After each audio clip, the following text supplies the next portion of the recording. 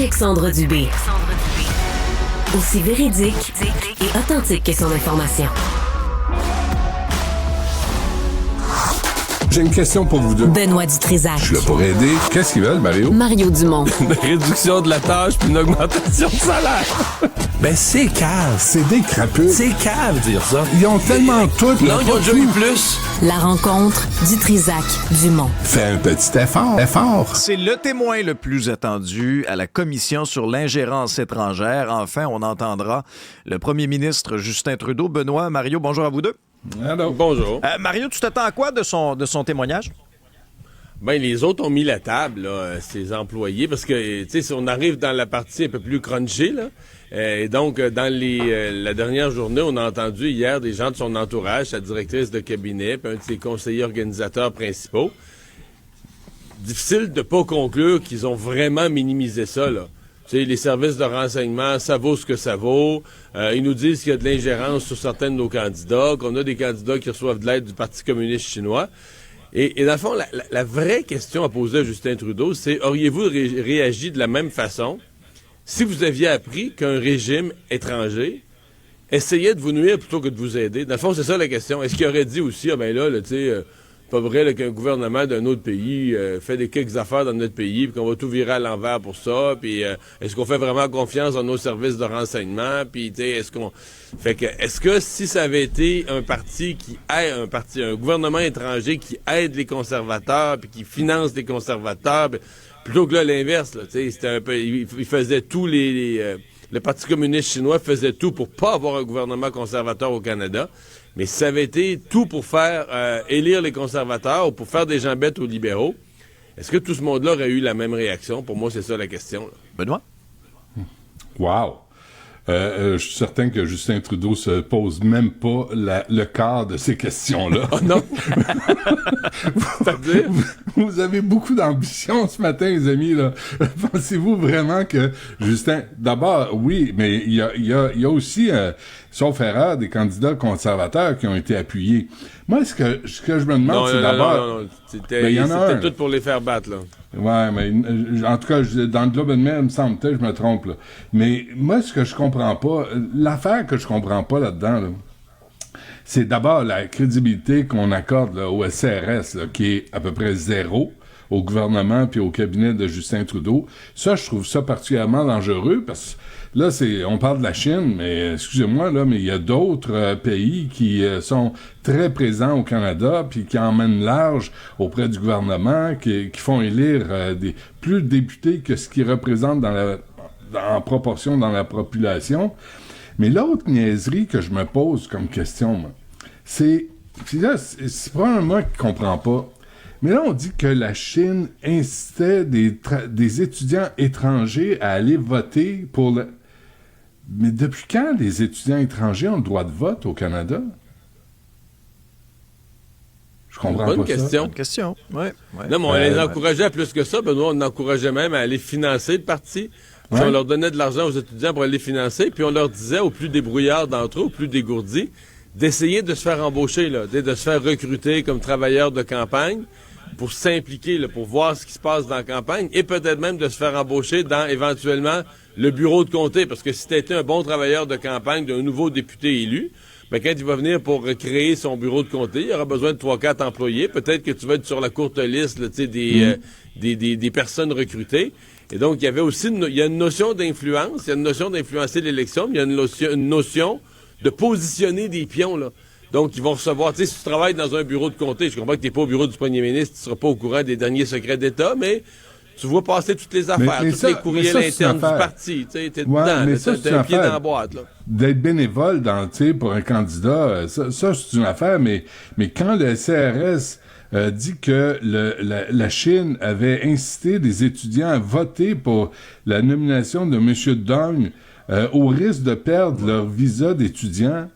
Mais ça, Benoît, c'est pas le droit de vote, là. Excuse-moi, c'est que là, dans une affaire de parti, c'est plus Élections De Canada voter, qui gère ok, ça. pas Si tu de votes voter dans aux une élections. convention pour voter dans C'est une ça. investiture, Ok. C'est ça. tu prends une carte Ok. du Parti libéral. C'est Probablement ça. que pour prendre ta carte du Parti libéral, on te demande pas ton passeport. ça. Tu dis ton nom, tout ça, tu Ouais. donnes ton adresse, tu Pour prends une mousser carte un du Parti candidat, libéral. dans le fond, pour que donner lui un soit- avantage au candidat. OK. Pour que lui soit candidat Ouais, pour c'est le ça. Parti libéral. Et là, on apprend que M. Dong se gênait pas pour parler au consul chinois Han Tao. Il faut appeler Loïc Tassé là, pour prononcer tous ces noms-là pour que ça soit correct. Là. Moi, je fais ce que je peux. Mais c'est de l'ingérence là, au plus haut niveau. C'est quand même étonnant. Et que Justin Trudeau et tout son cabinet ne se soient pas déchirés la cheville parce qu'il était averti. Là. On leur a dit. Puis on a rien fait. On a fermé les yeux. Bref. Mario, On a fermé les yeux, tu sais, parce que c'est un mélange de on trouvait pas ça grave, puis on faisait pas confiance, le Benoît, tu l'as dit, on faisait pas confiance au service canadien de renseignement et de sécurité, mais sur ce bout-là, je suis curieux d'entendre aussi M. Trudeau, pourquoi vous faites pas confiance au SCRS? Est-ce que... peut-être qu'il a raison, aussi. Justin Trudeau, peut-être que nos services de renseignement, c'est des gens en culotte courte, puis ça. Mais je veux juste l'entendre, puis entendre le pourquoi. Puis lui, comme premier ministre, qu'est-ce qu'il fait pour renforcer nos services de renseignement? Parce que si nos services de renseignement dérangent le premier ministre avec des niaiseries, ils sont pas capables de monter des bons dossiers, c'est un autre problème dont il faudrait s'occuper. Cathy Telford, dans le National Post ou le Globe and Mail, disait qu'ils ont fait tellement d'erreurs qu'on s'en préoccupe plus. Alors, à un moment où, ramenons ça aujourd'hui, là, il y a des manifestations pro-Hamas, souvent pro-Hamas de Vancouver à Halifax, à travers le Canada. Là, tu dis, est-ce que le SCRS prévient Trudeau et lui dit, là, attention, là, il y a aussi de l'ingérence. Puis on se dit, on s'en fout. Tu sais, est-ce que le cas de la Chine peut s'appliquer à d'autres pays qui veulent se mêler de ce qui se passe au Canada? Est-ce que, par exemple, je vais le dire, parce qu'il y a beaucoup de Sikhs qui sont élus. Il y en a un qui est à la tête du parti du NPD. Est-ce que les Sikhs représentent en proportion ce qu'ils sont dans la population canadienne? Est-ce que le nombre de députés au Parlement? Est-ce qu'il y a Benoît, c'est une autre affaire. Les Sikhs aiment la politique. Là. Puis les Sikhs, c'est une des seules communautés qui n'est pas inféodée à un parti. Les Sikhs aiment la politique, fait qu'ils s'en vont à gauche au NPD, puis les Sikhs de droite sont au Parti conservateur, puis les Sikhs du centre sont au Parti libéral. Les Sikhs investissent tous les partis, ils aiment la politique. Mais tu sais, ils sont pas poussés. Il y a même pas une telle chose qu'un gouvernement sikh dans le monde, donc ils peuvent pas être poussés par une super puissance étrangère. Non, mais en Inde, après ça, il y a une autre affaire. C'est sûr mais on vit dans un pays, le Canada, parce que derrière tout ça, puis l'influence de la Chine, on vit dans un pays qui a laissé quand même se construire des ghettos, là.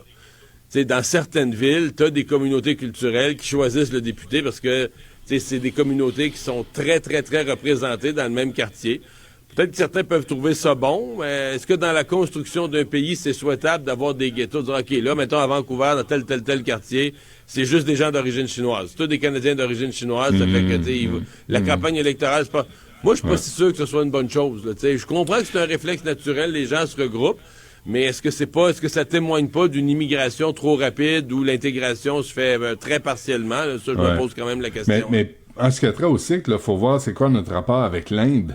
Puis est-ce que c'est influencé par les élus Sikhs?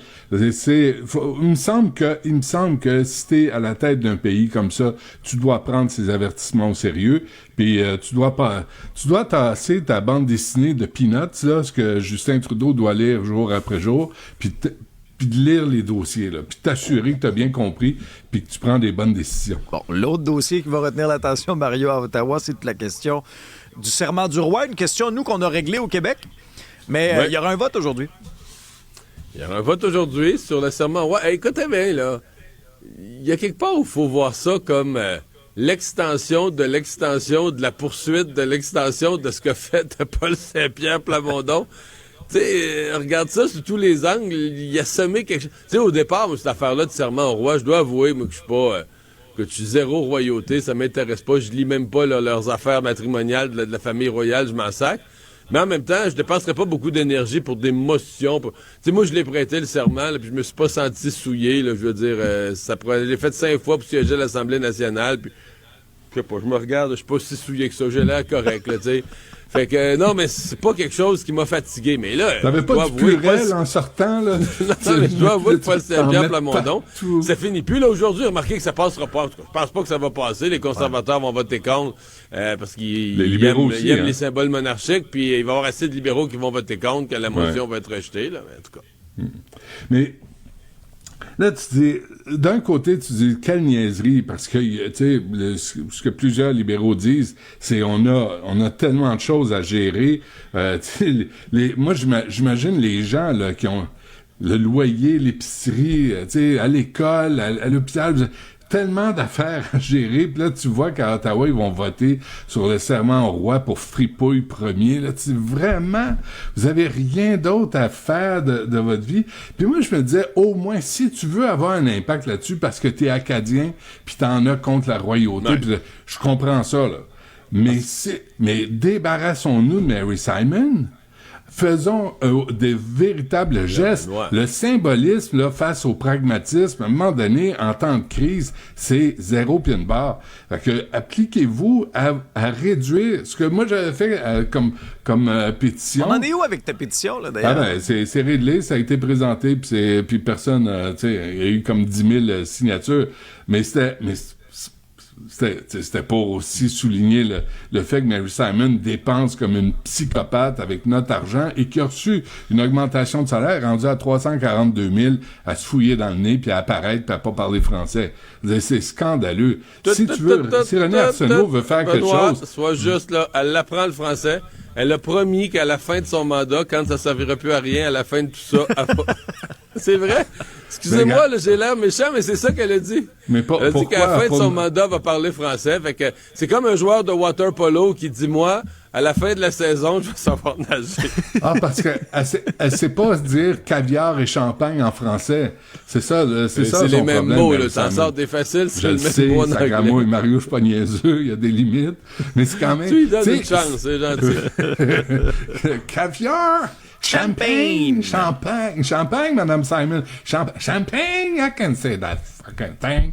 Tu sais, au moins, essayer de toucher quelque chose de réel. Là, tu sais, serment au roi, Fripouille premier, il est là, il soigne son cancer de la prostate. Pauvre homme, tu sais, on lui souhaite de se rétablir. On lui souhaite pas de mal, mais quand même. Tu sais, si vous voulez toucher la monarchie, toucher la vraie ici au Canada, qui nous coûte cher avec ses lunchs. Tu sais, c'est pas fini, là, Mary Simon, l'orgie continue, mais il y a personne pour lui dire de se calmer le gros nerf, puis de se payer. On va y payer un good food, puis qu'elle se nourrisse, puis qu'elle lave ses guenilles, comme tout le monde, ouais, puis qu'elle fasse sa vaisselle. Faut le mettre au micro-ondes, c'est compliqué. Ah oui, mon Dieu. Sors tes vidanges aussi. Apprends à sortir tes vidanges, puis à laver ton bol de toilette. Tu vas comprendre qu'on est tous pleins de marde. Bon, sur ces bons conseils de vie, Benoît, l'histoire se passe aux États-Unis. Pratico-pratique, là. Mais oui, c'est très pratico-pratique. C'est très terre-à-terre, là, je te reconnais bien. Mais l'histoire se passe aux États-Unis, mais quand même, le questionnement puis le débat peut quand même nous aiguiller. Est-ce qu'on doit tenir les parents responsables du crime, par exemple, odieux qui est commis par leur enfant? Là, c'est un cas extrême, là. Tu sais, le kid, il y a des problèmes à l'école. Les parents sont convoqués. Ils le ramènent pas. L'école lui dit, là, il a besoin d'un psychiatre, un psychologue. Il y a des problèmes de comportement à l'école. Les parents se pointent à l'école, reviennent et lui ont offert en cadeau d'avance pour Noël. Ils ont offert un gun avec des balles. Puis son père lui a offert ça. Coucou, tiens, t'as un gun avec des balles. Du Black Friday, ils ont eu un rabais. Ah oui? Oui, c'est ça, il y a un rabais. Pour vrai, là, c'est pas une blague. La mère, le lendemain, l'amène tirer du gun. Et là, il a tué 4 enfants, il en a blessé 6, puis une enseignante. C'est ça. Il a tué 2 filles, 2 garçons de 14 à 17 ans et blessé 6 autres élèves. Alors qu'un enseignant à son école, le 30 novembre 2021. Puis là, la justice tient les parents responsables avec une peine maximale de 10 à 15 ans de prison. Ça, c'est un cas extrême, là. Mais quand on voit à Montréal des jeunes de 14 ans à 5 heures le matin tirer sur du monde, quand tu vois à Montréal des jeunes de 16 ans, il y a 2 exemples récemment au mois de mars, tirer sur du monde dans la rue, excusez-moi, mais les parents doivent passer en procès aussi. Parce que c'est les parents qui sont responsables.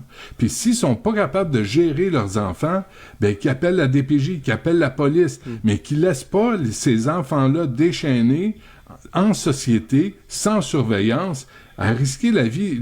Les deux jeunes de 14-16 ans, là, de qui on a dit qu'il fallait avoir de la compassion. Excuse-moi, ils ont tiré 2 hommes qui s'en allaient travailler le matin. Ils en ont atteint un à l'épaule. Les parents, là, excusez-moi, vous pouvez pas jouer aux victimes.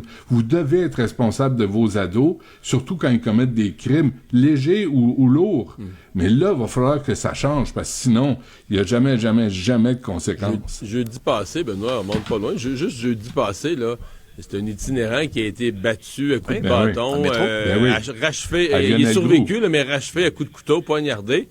Ouais. Il y avait un jeune de 17, un jeune de 18, mais les autres, là, si je me trompe pas, c'est 15, 14, 13, là. Ouais. Oui. Fait que ces parents-là, là, excusez-moi, et le père, là, le père, la mère, là, le père, si le père a sacré le camp, là, puis la mère est débordée, puis ça, c'est des scénarios qui existent, là. Le père, toi, tu as éjaculé, puis tu penses que ta job était faite, mon ami? Non. Il y a 14 ans, il tire sur du monde, vous allez être convoqué aussi, puis il va avoir des conséquences pour les parents. Là, on peut pas laisser dégénérer les affaires. Là. Mais le cas, tu dis, Benoît, c'est un cas extrême, le cas aux États-Unis, parce que les gens, là, les parents, leur responsabilité et leur négligence pour avoir acheté l'arme, puis pas avoir tenu compte de l'état psychologique de leurs jeunes, eux autres, ils ont homicide involontaire, 10 ans de prison. Mais ce que la France, puis ils l'ont pas fait, là, mais ils l'ont évalué, puis ils en parlent encore l'automne passé, de dire si le jeune ramasse des travaux communautaires. Là, tu parles pas de donner que les parents aient un dossier criminel ou un casier judiciaire, mais si le jeune doit faire des travaux communautaires, parce que il a mal agi et que tu peux prouver que les parents ont été négligents, s'en sont pas occupés, ont laissé aller, mais les parents en font avec le jeune, font des travaux communautaires avec le jeune. Ça, je dois avouer que dans l'esprit de ce que Benoît vient de nous dire, de responsabiliser les parents et de passer un message à la société, moi, ça m'a sonné une cloche, là. J'ai pas trouvé ça innocent du tout. OK, tu peux pas donner un casier judiciaire nécessairement aux parents pour que ce que son jeune a fait, à moins qu'il y ait une négligence là, grossière ou énorme. Un lien direct, ouais. Mais juste en même temps, les parents qui s'occupent pas de leur enfant, qui ont trop tout laissé aller, de dire, là, ton jeune, regarde, il a brisé de quoi, il a fait du vandalisme, il a agressé quelqu'un, travaux communautaires, les parents avec. Mais juste les cas de graffiti. Tu sais, Montréal, là, c'est une soue à cochon. On l'a vu, là, on le voit, là. Puis dès qu'on construit quelque chose, c'est recouvert de graffiti. Près du CUSUM, là, c'est épouvantable, c'est dégueulasse, scandaleux.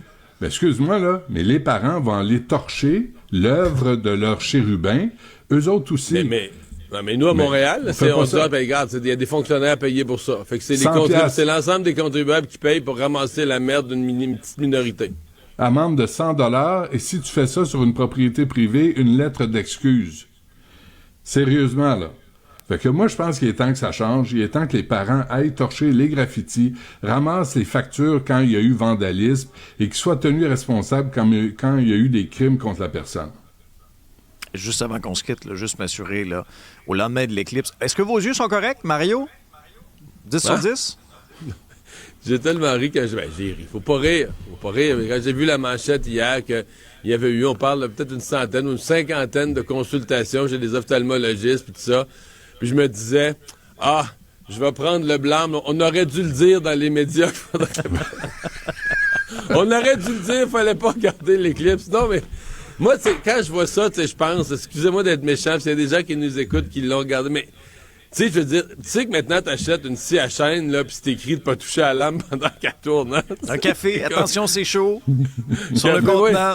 Tu sais, il n'y a pas de. T'achètes un blender pour ne pas mettre les mains dedans. Pis... J'avais pas lu la fiche.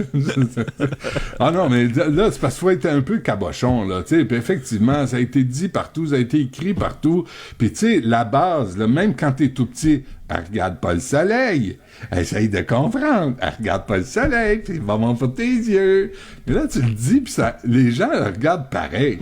Ben là, je suis désolé, mais arrangez-vous avec vos problèmes. Non, mais ceci dit, la probabilité à 99,9%, c'est qu'ils vont tous être corrects dans une semaine. Ils ont comme un flash, là, tu sais, puis ça va disparaître. Le point va disparaître tranquillement. Là, ces gossants, ils ont brisé un peu leurs yeux. Puis je pense pas que c'est bon à long terme, mais leur vue va revenir correcte. C'est pas un danger. Tu sais, pour se brûler la rétine, il faudrait vraiment regarder longtemps. Puis je me demande même si c'est physiquement possible, parce qu'à un moment donné, ça va, tu vas être trop ébloui, puis tu vas les fermer par réflexe, de force, tu vas fermer tes yeux. Mais je voyais ça hier, je me disais, les médias, faisons notre meilleur culpa. On aurait dû dire qu'il fallait pas regarder le clip. Tu fais bien, c'est bien dit. Oui, puis ça prend des bons yeux pour regarder Cube qui est débrouillé à la télé jusqu'au 11 avril. Oubliez pas ça, les gars. Faut s'abonner. Oui, faut s'abonner. Mario, Benoît, merci à vous deux. Salut.